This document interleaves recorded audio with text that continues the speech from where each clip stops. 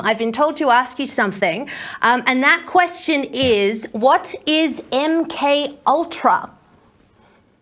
Yes, well, MK Ultra, I mean, it's a form of brainwashing, and they talk about it all the time. And people always kind of laugh at this, but because I'm such a conspiracy theorist, it's like having a Manchurian candidate where you can kind of control them and you can radicalize them. And it sounds crazy, but now with social media, you can radicalize a person to feel some sort of way. And what's really very, very bizarre, and this is probably maybe not safe for YouTube, but oftentimes here in America, we do have a shooting problem. There's a lot of school shootings. I'll admit that. This is a bad thing. Nobody likes it. But every single time there's some terrible tragedy, the FBI says, we talked to this person before. They were on our radar. We just missed them. So I'm not saying all of them were MK Ultra, but there's just ways to, I guess, mentally manipulate people through social media and through mass media. So the idea that, they can kind of brainwash us, they do it every day with what I call trauma-based mind control. They did it during COVID by always having a death toll. So there's different forms and ways to manipulate us. But listen, I mean, a society that could be, scared into compliance, we're all under a little bit of MK Ultra. And it sounds crazy, but that's just how I truly feel.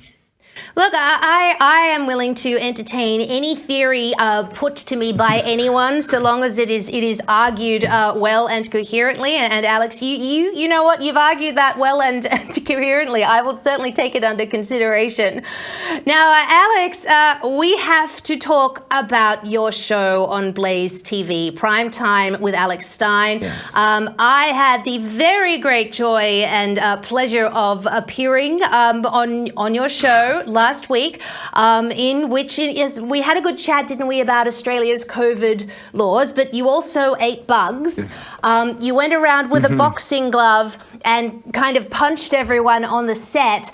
And your wonderful producer, Jimmy, turned up in nothing but budgie smugglers, so tiny little swimsuit and a sparkly cowboy hat in honor of Australia. I didn't quite know where I was. I loved every second of it. So we have to talk about this show. It seems completely unique on the YouTube landscape. Like, what inspired it? How did you brainstorm it? Like, tell us everything.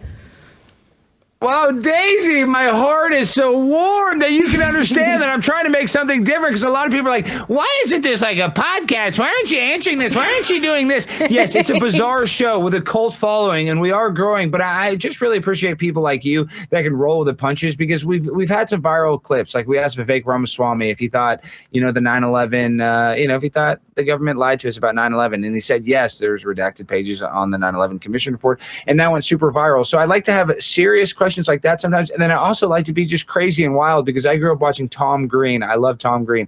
I love the Jackass shows, growing up, and I love Eric Andre. I love Sacha Baron Cohen. So I want a show that's like Ali G, that's all these weird shows mixed together live in a different I want it to be totally different than anything else on YouTube. And I'm so happy you said that, because that makes me feel good, because that's what I'm going for.